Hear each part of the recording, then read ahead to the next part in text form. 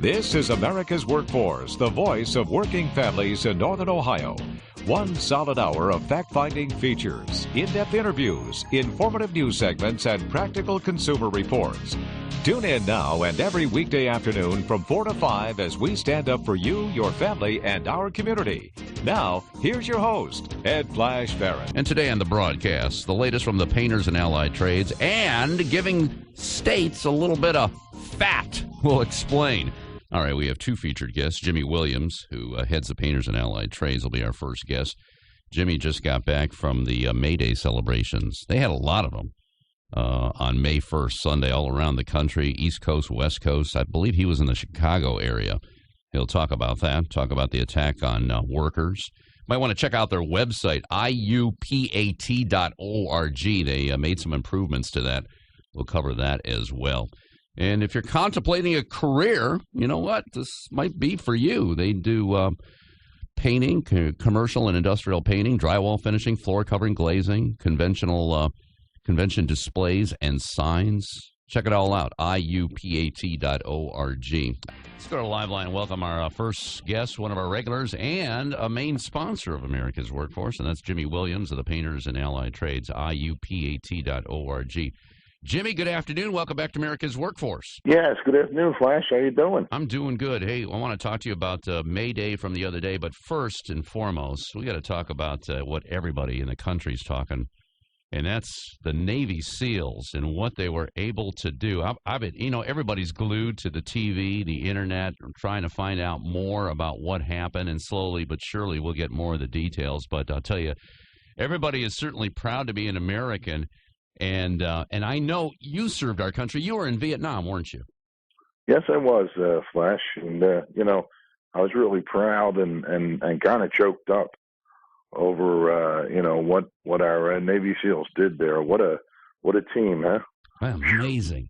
And, I was watching this one report last night on ABC about, it takes at least 30 months to train to be a Navy SEAL. You have to understand, these are the best of the best of the best. And yeah, they have about a 10-year career in there from like 26 to 36. Yeah, that's it.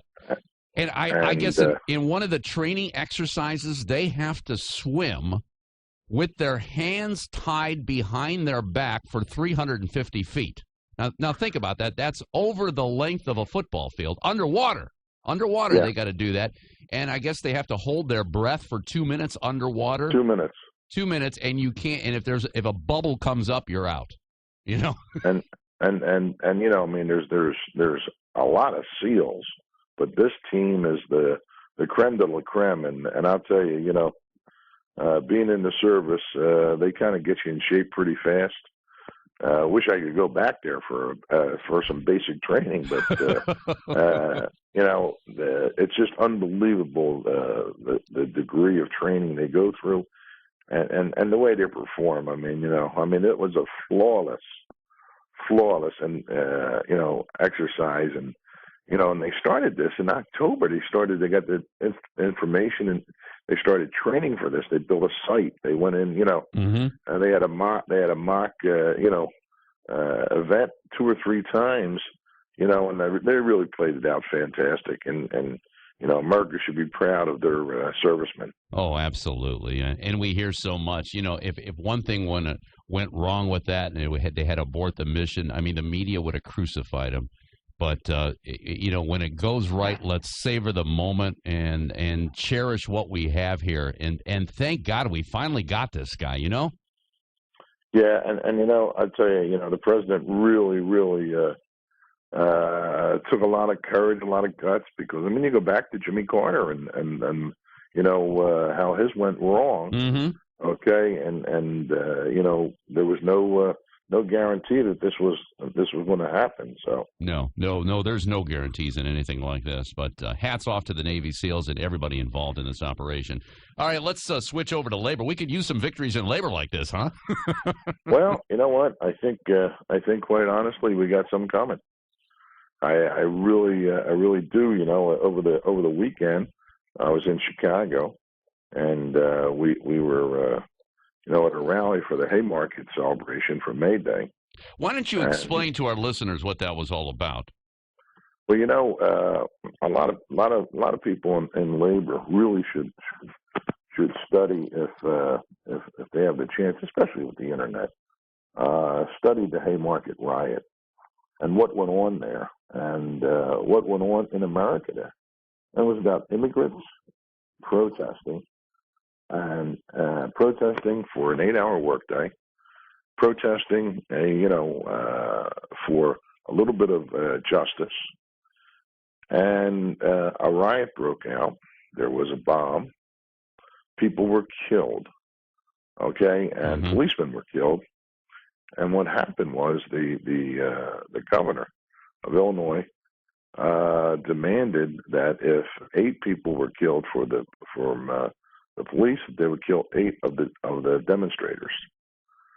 And when you read into it, we had the rally in a cemetery in Chicago, and I was really moved by the whole event. And they had a guy there that was 100 years old, a labor guy that was 100 years old, that unveiled the reconditioned statue that they had in the cemetery. Mm-hmm. A lot of major labor people there. Liz Schuler was the keynote speaker. They had the state Fed chairman and the Chicago Federation. Jorge was there. It was a great event. I'd say there was at least about 1,500, 2,000 people showed up. So, it was in Milwaukee. I was talking to Richie Trumka earlier. He was in Milwaukee for their rally, and I think they had 40,000 people there. Wow! For May Day, but I'll tell you what, it was very moving. Mm-hmm. And like I said, if you were just to Google Haymarket Riot and read into it, and they had 4 labor people play the role of the people that were executed, and they had like about a 2-paragraph thing where they said, "You can take my life, but," and they were sent to the gallows in 1880s, and they basically said, "You can take my life, but you can't take my spirit," for the movement. Mm-hmm. And someone might say it was a little too far left, but the sacrifices that they went through back then, and what we're asked to do today don't measure up. You think back, and it's important for everybody to understand the history here, because these are the people that brought us the 8-hour day. They brought us, vacations. This is what they fought and they died for. Yeah, and what are we asked to do? Come out a couple times a year and help support, the candidates that vote our issues. Right. We really got to get back to doing a little bit more for our organizations that we belong to, because when you leave it up to the public elected officials, you can see what's happening in Ohio, you can see what's happening in Indiana, Wisconsin, throughout the whole Midwest. The attack on labor. One thing that I found is that it has spurred a lot of interest lately. I think attendance is up. And I did a little poll in my unions. Attendance are up in that state about 30 to 40%. So I think people are coming around. They want to find out what's going on, and hopefully we can keep the momentum for the upcoming election. Yeah. So the painters and allied trades, I take it, is pretty much involved in a lot of the recall movements that are going around the country. Yeah. Well, what they've done is they've set up these labor tables in each state. And basically, they've brought everybody into the mix.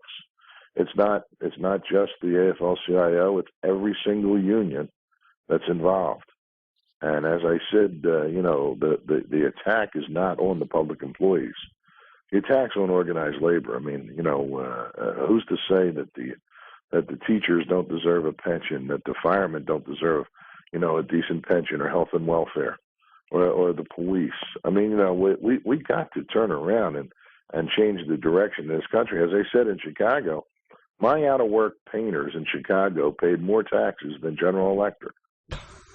Okay? Think about that. Yeah. On unemployment, they paid more taxes than GE. Oh my God! I never even thought of it that way. But you're right. Yeah, because GE even got a refund. Yeah. So where is the fairness in this? There is none. And it just amazes me as I speak to my members that are out of work, okay, and try to keep their spirits up because our thing last year was about jobs. We were just worried about jobs. Well, you know what? Maybe, hopefully, with what happened, with the assassination of Bin Laden, maybe, just maybe, we can turn around, okay, and concentrate on putting America back to work. That's what we got to do. You got it. Jimmy, I got to take a break. When we come back, Sure. We'll talk some more, okay? Okay. Jimmy Williams, General President of Painters and Allied Trades, IUPAT.org. Also coming up, second portion of America's Workforce, Mr. Jack Metzger out of the Chicago Department of Working Class Studies. He's going to talk about this financial tax and activities tax, which will help bail out a lot of states. He'll explain it all on Labor Radio, 1490 WERE. More rain in the forecast over the weekend. The good news is we've got a little respite here. Clear and cool one tonight. 37 overnight low. Sunny and warming up tomorrow to about 60. Let's go back to line one. We have Jimmy Williams of the Painters and Allied Trades. IUPAT.org is their website. Jimmy, I want to talk about the website a little bit. I noticed you made some improvements to it. And I wanted to ask you, how's that working with your membership? Are they pretty active with the website? Well, there's a couple icons on there that I get a lot of response on. One is the Ask the General President question, and I guess I get about 250 letters or emails from our members a month, and I try to respond to most of them. A lot of them are kind of on the same topic, right? But it gives them a chance, and to just ask me directly a question, and they're not all positive. I mean, a lot of them take shots, and that's a member's right. That's their democratic right to say what's on their mind. So, sure. I really enjoy that portion of the website. And maybe after I say that, all the guys in Cleveland will be shooting me some responses. But and there's a thing there, and we were just talking about the rallies over the weekend, and part of my speech was one of the articles on our website is about the price of gas. I was going to mention when I went to Chicago that gasoline will be $5 a gallon by Memorial Day. Uh-huh. As we're driving down the street, I'm looking up at the gas prices in Chicago. They were averaging about $4.59. Wow! So I actually took it out of my speech because they're closer to it than we are in Washington D.C. Because you can still get gas under $4 a gallon there, but $4.59 a gallon. That's Record ridiculous. Profits last quarter, unbelievable. And meanwhile, they want to cut jobs. They want to cut daycare. They want to cut everything for the middle class. Yeah. So I think we got to try to keep our members in tune on the website, and hopefully they go to it. I mean, they had all the stuff on the May Day was on there, and the various things. We try to keep it up to date, and our guy does a really good job with it. So. Mm-hmm. Yeah, I noticed the part about the career change. We can train you. Yes. How's that working for you? Because it's got a listing too. If you want to go into commercial or industrial painting, drywall finishing, floor covering, glazing, convention display, and signs, and all that kind of stuff. So you can go into each little department. Is that working pretty well? Yeah, we've had members that started out in one career or one trade, because we represent the ones you just mentioned, right? And wound up in another one. Okay, and they didn't like what they were doing, and they kind of changed their career. They saw on a job site, say a painter saw a glazer, or a glazer saw a painter, and said, maybe I can get into that. And if they're if they have the drive, those opportunities are there. They're already a member. They're just transferring to another classification. Gotcha. Within our IUPAT, and even advertising for a trainer. I think that's on this morning's website, where we're looking for a trainer. So a certified trainer from Cleveland, they're looking for someone in Washington State, the district council. Mm-hmm. So it's more or less like not a Craigslist, but a one ad right in our own website. Yeah. Boy, and you bring up the gas prices. You think about you have to go where the jobs are, and sometimes you got to travel pretty far that's going to really put a damper on things with the price the way it is. It's scary. I mean, I filled my car up the other day, and I don't have a huge tank. It was $80-some. I'm thinking of the members. You know what I mean? That don't have the job I have. Okay, now I get paid very well. $83 for gas. I mean, that used to be my budget for a week when I worked with the tools. I know. I mean, it's scary. It really is. You see any prospects? You mentioned last time we had you on about, Cleveland. We got the Interbelt Bridge happening here. We've got the medical mart. Cleveland is very, very fortunate. Yep. Okay, and I spoke to Jimmy Watruba the other day, and things are going good there in District Council 6, and Jimmy's doing a great job. But the work is also coming back in the Cleveland area. So that's really, and I tell people that around the country, and they look at me like I'm crazy. But no, it's the hours are up. Yeah, and it's really promising. So. Yeah, there's two things that are happening in Cleveland, and we're scratching our head. We've got jobs in construction, and the Indians are number one. Yeah, no, they really got a tremendous record. I know they're giving my Phillies a run for their money. I know. So they won again last night. I know, 4-1 over Oakland. So yeah, we're scratching our head on both of those things.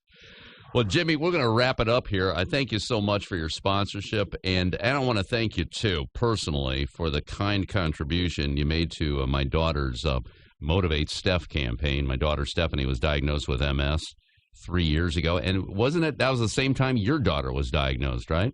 That's right, and I watched my daughter go through that, and it breaks my heart. And I'm sure you're in the same position with Steph, and hopefully with fundraisers like this, we can hopefully get a cure, or at least control it better for them, because it's tremendous stress on a young married family. Oh, it really is, and we have a double whammy here. Her twin sister Rachel, it looks pretty much certain that she has the disease as well. In fact, she's going in for the steroid treatment today. That's the way they bring down the inflammation. So, but anything that we can do to move forward on this, and again, thank you. That was very kind. And no problem. I have to laugh a little bit too, because you had a one-up Tommy Buffenbarger over the machinist. Yeah, and you know what? And I think he's going to get back at me because I told him about it.